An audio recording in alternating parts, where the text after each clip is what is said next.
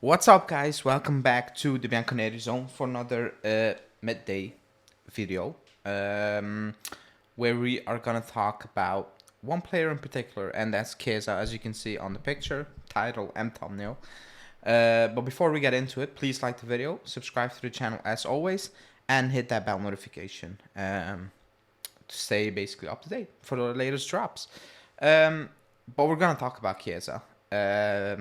Because the news is that he is in great shape based on the last training sessions. The rumors or like the reports, news is that he is in fantastic shape, that he can't wait to be back on that pitch, and that's good news. Now, I was assuming, heading into the World Cup break and coming back out of it, that he would be ready anyway. So that the news or like the latest news, especially from the last couple of days, that he's doing better and better and he could start, I was very confused because the reports were pointing towards he could not start maybe, or there was a possibility that he could be benched or like not play at all because he wasn't fully fit or like healed from the injury, not fit, which was kind of shocking news because that would have come out of nowhere. We've seen him play a few minutes. I'm gonna say like 10 and then 15 minutes, and then he picked up not another injury, but like the normal stuff. You come back from those type of injuries. It needs time. It needs time. Excuse me.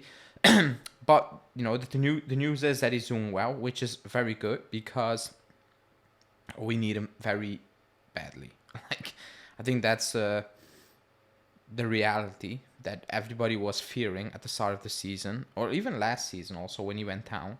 And especially in the first 2.5 months of the season, it was so obvious that we were missing someone. Now Kostic came in. He needed some time. Like that's the reality. He picked up his form just before the World Cup in that run. He got the numbers, which was always the, I don't want to say like the expectation or like my expectations when we signed him. He's a numbers guy. He will get you assists. That's what he does. It won't look pretty always, but he will get you those numbers, those assists. That was always the mindset, excuse me, I had when we got him, and I was okay with it, because we needed someone to bridge that gap with Chiesa, and I don't think you can get. I mean, you can replace Chiesa technically, like you can replace almost every player in the world, bar a handful. But we were in a situation where we didn't have that, I don't want to say like firepower to go out and buy someone who you're like, okay, he can do the job Chiesa has done on the same intensity and all those things. So I was okay with it, but we need Chiesa because he is unique in terms of we have nobody like him in the squad. I think that's very obvious. You would expect that from Di Maria to a certain extent because he's not as explosive as Chiesa. But then again, injuries, we have not seen basically anything from Di Maria, bar a few, great games, but that's it, injuries and all those things.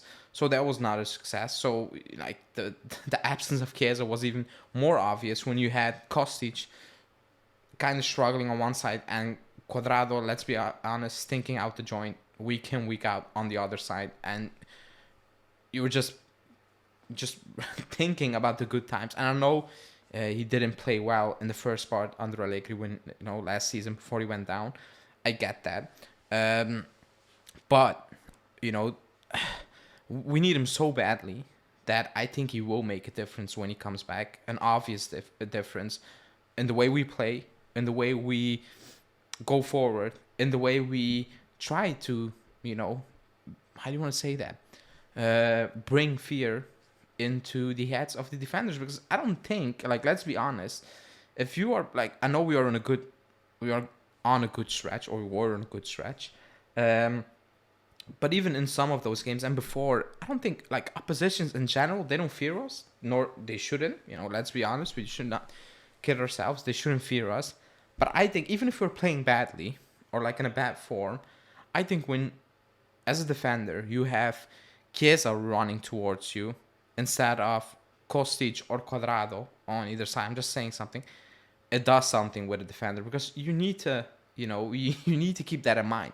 Maybe when you play Kostic and a Cuadrado, you're like, yeah, you keep them, in mind that they're there, but like you're not as focused, or like, how do you want to say it, locked in, because let's be honest, like they're not on the same level. But if you are facing Chiesa, I think it also changes the dynamic of certain games, the way oppositions play you, the way oppositions defend. Are they going uh, all guns blazing when they come to play us? Because all of the teams have done that, Salernitana and name it. Now you need to keep in your back of your mind, if we lose that ball, Chiesa is gone. Like he's gone with that ball. So I think on that level also, just not, even if he needs time to, get up to speed, which probably he needs. I think the factor that he's actually on the pitch will help us a lot anyway. So it's a good thing. Now we will see him play hopefully this Saturday, because we play against Arsenal this Saturday. I think it's at 7 p.m. my time.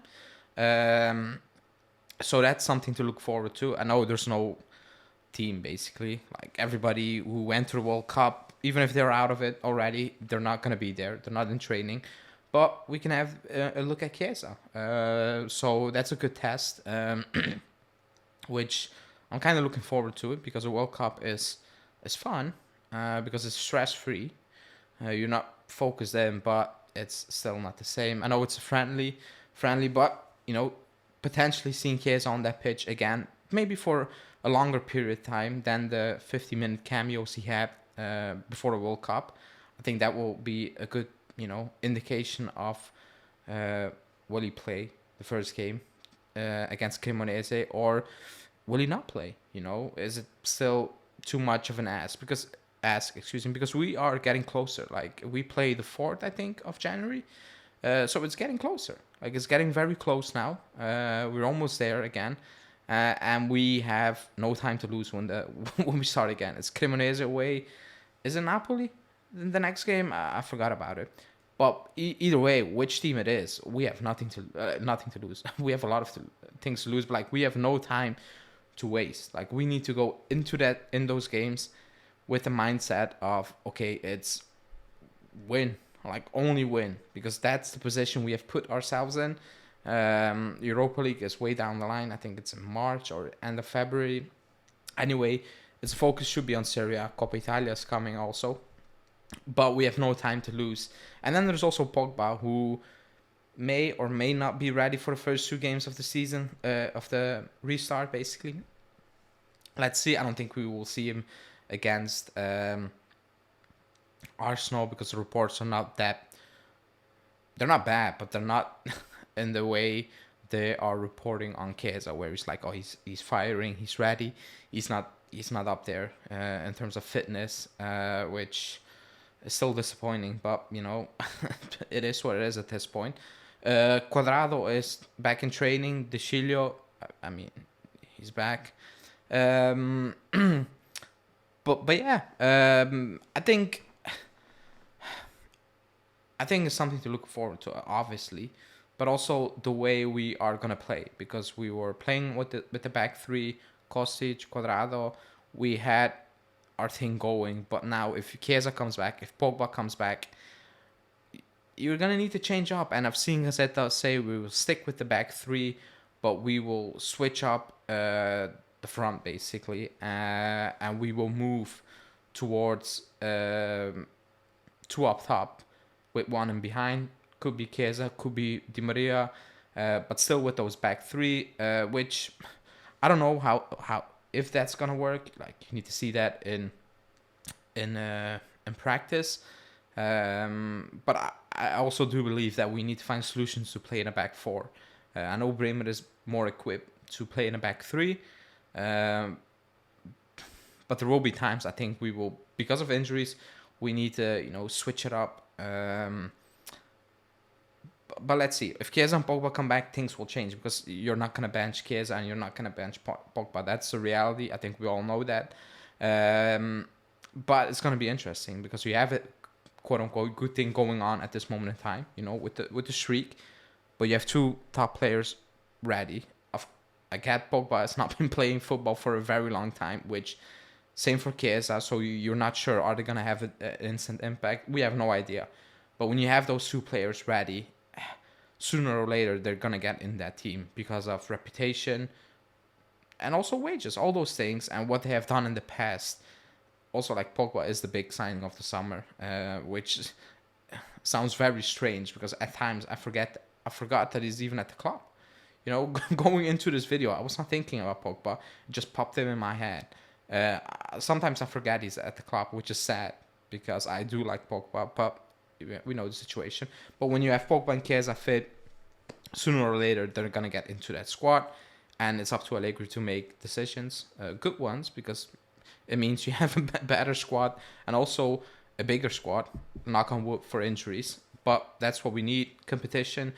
Ealing Jr., he is almost back in training. According to rumors, he's going to sign the new deal, and Allegri told the club he's going to be a first teamer, which is a good thing, because he has proven, I don't know, it's a small sample size, but the impact he had in those 2 games was so good that I think he has proven that he deserves a shot.